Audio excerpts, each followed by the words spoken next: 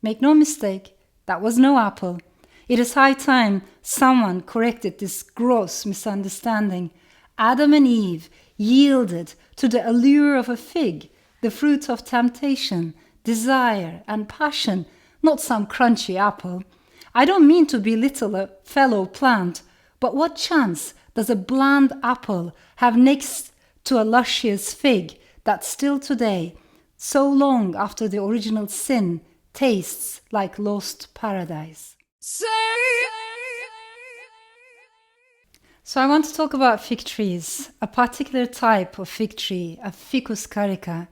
And of course, trees are much more sentient than we assume or recognize.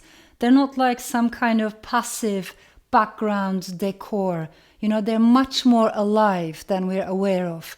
And even though there has been a remarkable body of work about trees, especially in the last decades, there's still so much we haven't discovered about trees and the complexities of plant life, both over the ground but also under the ground. And especially, in my opinion, fig trees sustain entire ecosystems. They're so important for insects and for animals, and of course for us human beings. In my latest novel, The Island of Missing Trees, there is a ficus carica, there is a fig tree, a she tree, a female tree, and this is how she speaks. She narrates parts of the story throughout the book. I am a ficus carica, known as the edible common fig, though I can assure you there's nothing common about me. I'm a proud member of the great mulberry family. Originating in Asia Minor, I can be found across a vast geography, from California to Portugal and Lebanon, from the shores of the Black Sea to the hills of Afghanistan and the valleys of India. Fig trees, those who know us will tell you, have long been regarded as sacred. In many cultures, spirits are believed to reside inside our trunks, some good, some bad, and some undecided, all invisible to the uninitiated eye. Others claim that every genus of ficus is in truth a meeting point, a gathering place of sorts. Under, around, and above us they mass, not only humans and animals, but also creatures of light and shadow. There are plenty of stories about the way the leaves of a banyan tree, a relative of mine, can all of a sudden rustle in the absence of even the slightest breeze, while other trees remain motionless. When the entire universe seems to stand still, the banyan stirs and speaks, a thickening in the air like a premonition. It is a spooky sight, should you ever see it happen. Humans have always sensed there was something uncanny about me and my kind. That is why they come to us when in need or in trouble, and tie velvet ribbons or strips of fabric on our branches, and sometimes we help them without them even noticing. How else do you think those twin brothers, Romulus and Remus, would have been found by a she-wolf had their basket, floating dangerously in the waters of the river Tiber, not got caught in the roots of a ficus ruminalis? In Judaism, sitting under a fig tree has long been associated with a deep, devout study of the Torah. And while Jesus might have held in disfavor a certain barren fig tree, let us not forget it was a poultice made of us that, upon being applied to his wound, saved Hezekiah. The Prophet Muhammad said the fig was the one tree that he wished to see in paradise. There's a surah with our name in the Quran. It was while meditating under a ficus religiosa that Buddha attained enlightenment. And did I mention how King David was fond of us, or how we inspired hope and new beginnings in every animal and human on board the Ark of Noah? Anyone who seeks refuge under a fig tree, for whatever reason, has my deepest sympathy. And humans have been doing so for centuries, all the way from India to Anatolia, from Mexico to El Salvador.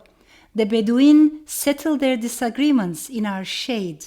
The Druze kiss our bark reverently, placing personal objects around us, praying for Marifah. Both Arabs and Jews make their wedding preparations beside us, hoping for marriages sturdy enough to weather any storms which may lie ahead. Buddhists want us to blossom near their shrines, and so do Hindus.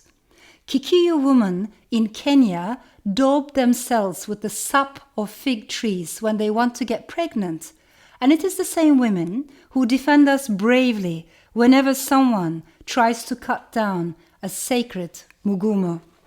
Now I need to tell you that this tree, this female tree, is also a tree in love, but unusually she's in love with a human being, a botanist, a scientist called Kostas Kazantzakis.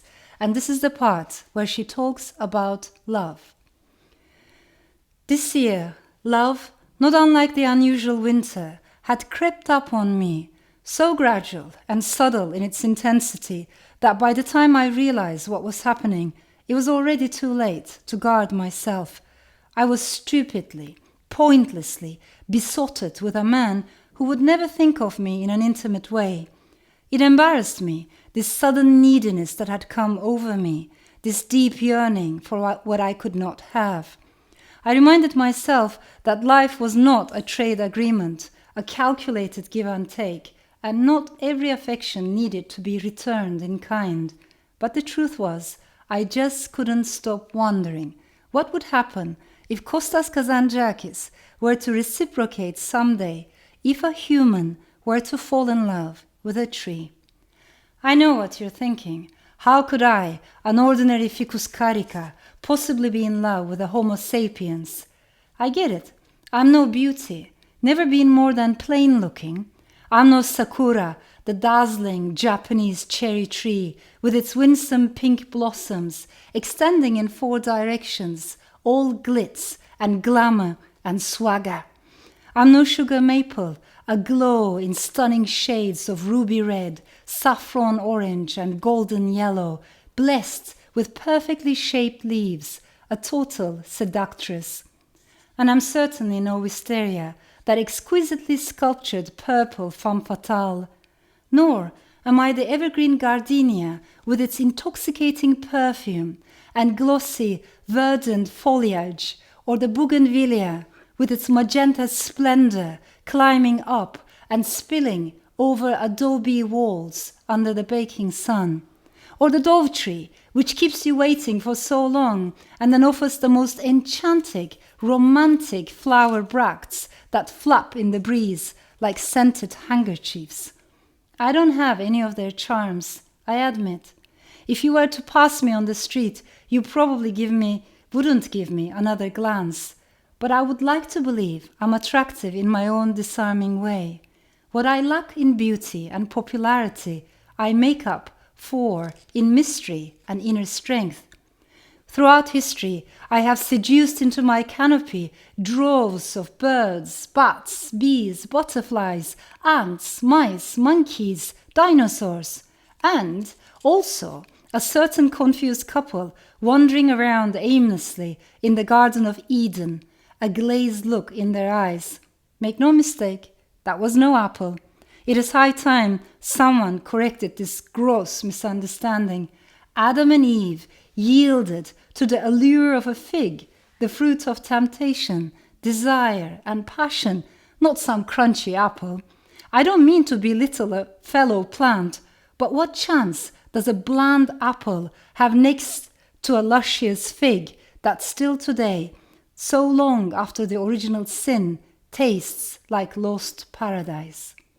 With all due respect to believers, it makes no sense to assume that the first man and the first woman were tempted to sin by eating some plain old apple, and that finding themselves naked, shivering and mortified, and despite fearing God would catch them at any moment, they nonetheless took a stroll through the enchanted garden until they stumbled across a fig tree and decided to wrap themselves in its leaves.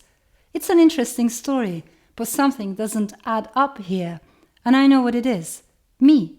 Because it was me all along, the tree of good and bad, light and dark, life and death, love and heartbreak.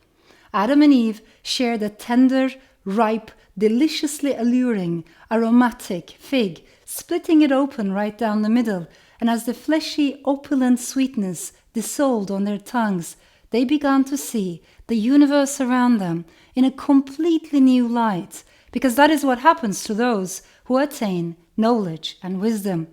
Then they covered themselves with the leaves of the tree they happened to be standing under. As for the apple, I am sorry, it didn't even feature. Look into each religion and creed, and you will find me there, present in every creation story, bearing witness to the ways of the humans and their endless wars, combining my DNA in so many new forms that today I can be found on almost every continent across the world. Of lovers and admirers, I have had plenty. Some have even gone crazy for me, crazy enough to forget everything else and stay with me until the end of their brief lives, like my little fig wasps. Even so, I understand none of that makes me entitled to love a human being and hope to be loved back.